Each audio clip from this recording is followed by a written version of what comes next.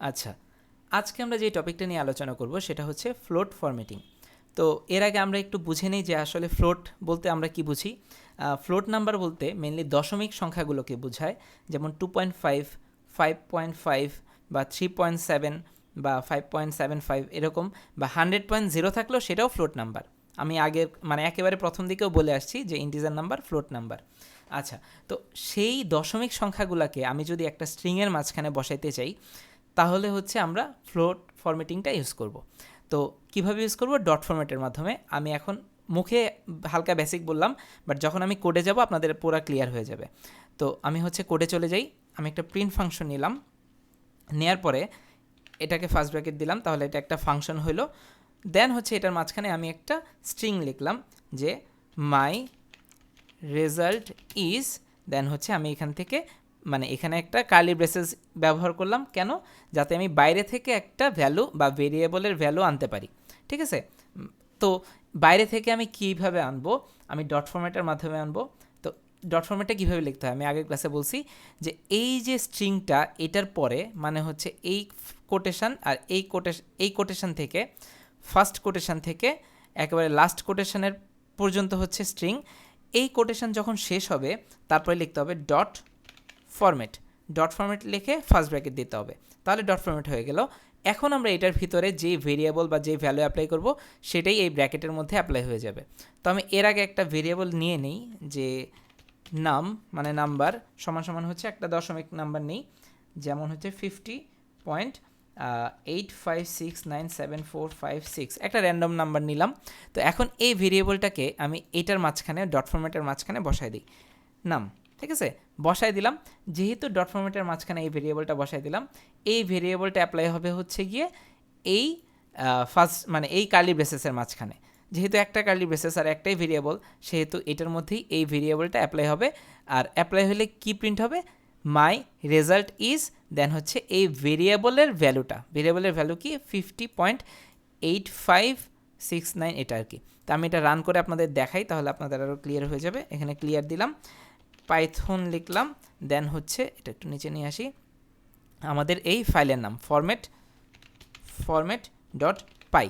ঠিক আছে, যখন এন্টার দিব দেখেন মাই রেজাল্ট ইজ, দেন হচ্ছে এই ব্র্যাকেটের জায়গায় কার্লি ব্রেসেসের জায়গায় এই ভেরিয়েবলটা অ্যাপ্লাই হয়েছে, মানে ভেরিয়েবলের ভ্যালুটা প্রিন্ট হয়েছে, মাই রেজাল্ট ইজ এই ভ্যালুটা।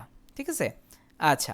তো এইটা হচ্ছে গিয়ে একটা দশমিক সংখ্যাকে যখন আমরা স্ট্রিংয়ের মাঝখানে প্রিন্ট করতে চাই ডট ফরম্যাটের মাধ্যমে। তো এখন আমরা মানে এটাকে কেন ফ্লোট ফরম্যাটিং বলতেছি, এখানে আরও কিছু সুবিধা আছে। যেমন হচ্ছে আমরা এখানে দিতে পারি যে আর সমান সমান হচ্ছে নাম্বার। ঠিক আছে, আর সমান সমান নাম্বার, এবং এই যে আর সমান সমান যে নাম্বার নিলাম, এই আরটাকে আমি এখানে এখন লিখে দিতে পারি। ঠিক আছে, আমি ক্লিয়ার দিয়ে দিই, দেখেন সেম জিনিসই, মাই রেজাল্ট ইজ 50.85697456।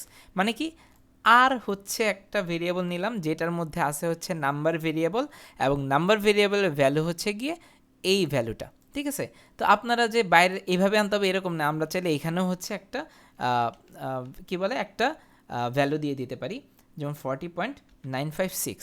ঠিক আছে, ওকে। যেহেতু আর সমান সমান 40.956 এবং আরটাকে আমি এই কার্লি ব্রেসেসের মাঝখানে বসাইছি, সেহেতু মাই রেজাল্ট ইজ এই কার্লি ব্রেসেসের জায়গায় আর এর ভ্যালুটা প্রিন্ট হবে। তাহলে আমি হচ্ছে এখানে ক্লিয়ার দিই এবং হচ্ছে প্রিন্ট করি, দেখেন মাই রেজাল্ট ইজ 40.956, মানে কি এই ভ্যালুটা প্রিন্ট হয়েছে। আচ্ছা, আমি আরেকটু বড় করে দিই, 956 ঠিক আছে। আমি অন্য একটা সংখ্যা দিয়ে আপনাদের দেখাই, এইচ দিলাম, এইচ সমান সমান এইটা, এবং এখানে তো আর দিলে আর হবে না, কারণ আর এর কোনো ভ্যালু এখন নাই, আমাদের দিতে হবে এইচ। তাহলে এইচ দিলে আমাদের এই ভ্যালুটা এই জায়গায় বসে যাবে। ঠিক আছে, তাহলে আমি এখানে এখন রান করলে দেখেন মাই রেজাল্ট ইজ 40.956458। আচ্ছা, তো এইটা হচ্ছে বেসিক আর কি, যে আমাদের দশমিক সংখ্যাকে স্ট্রিংয়ের মাঝখানে প্রিন্ট করা। তো এখন আমি এক্সট্রা কিছু জিনিস আপনাদের শেখাবো, যেটা হচ্ছে আপনারা কি বলে মানে কাজে লাগায় বুঝতে পারবেন যে এটা দিয়ে আর কি কি করা যায়।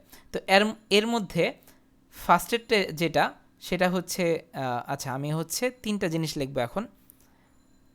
ফার্স্ট হচ্ছে ভ্যালু, দেন হচ্ছে উইথ, দেন হচ্ছে প্রিসিশন এফ, ঠিক আছে। আচ্ছা, এই তিনটা জিনিস হচ্ছে আমি এখানে লিখে নিই, তাহলে হচ্ছে আপনাদের বুঝতে সুবিধা হবে।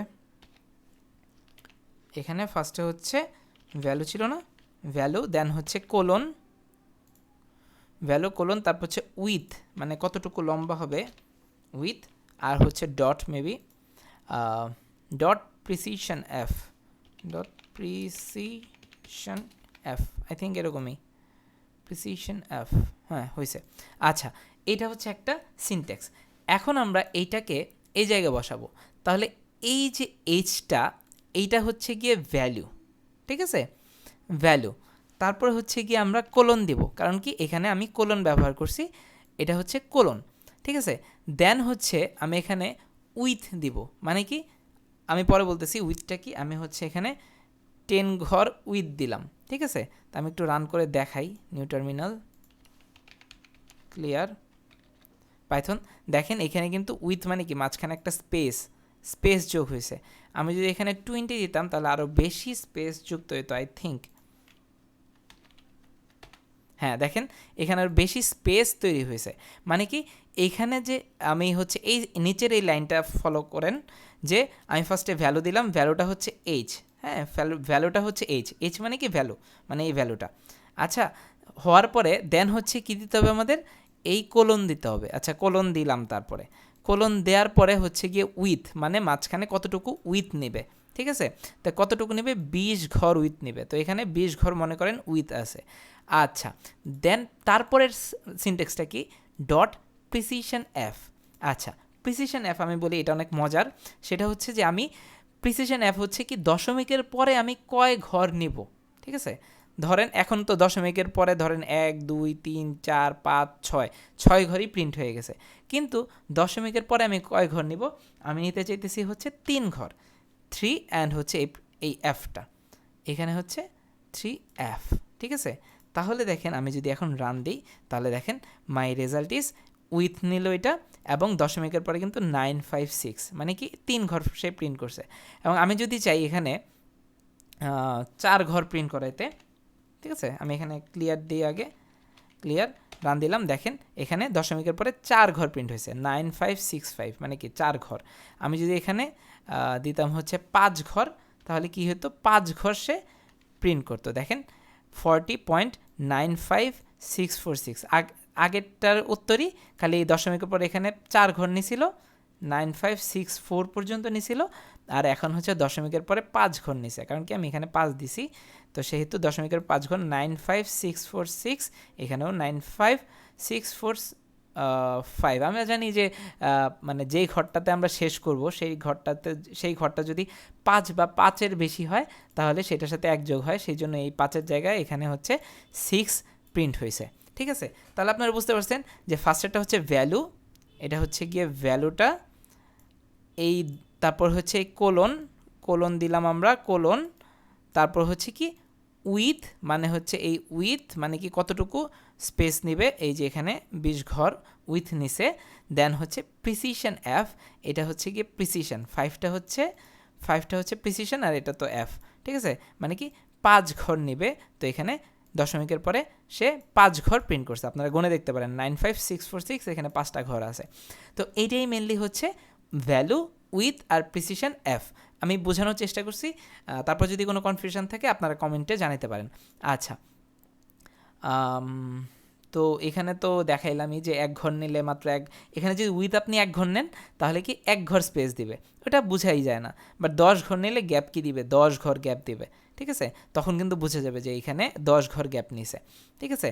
তো এখানে আবার আরেকটা লিখলাম যে দ্য রেজাল্ট ওয়াজ, আর হচ্ছে ভ্যালু, দেন হচ্ছে কোলনের পরে উইথ হচ্ছে 1 ঘর, আর 3F মানে কি প্রিসিশন হচ্ছে 3 ঘর সে নেবে, যে দশমিকের পরে 3 ঘর 1 2 3 সে হচ্ছে মানে নিচে আর কি, দশমিকের পরে 3 ঘর সে প্রিন্ট করছে। তো এটাই মেনলি হচ্ছে ভ্যালু, উইথ আর প্রিসিশন। তো এই ছিল আজকের ক্লাস, আমাদের ফ্লোট ফরম্যাটিং। নেক্সট ক্লাসে আমরা অ্যাপ স্ট্রিং নিয়ে আলোচনা করব, সেই পর্যন্ত সবাই ভালো থাকবেন, ধন্যবাদ।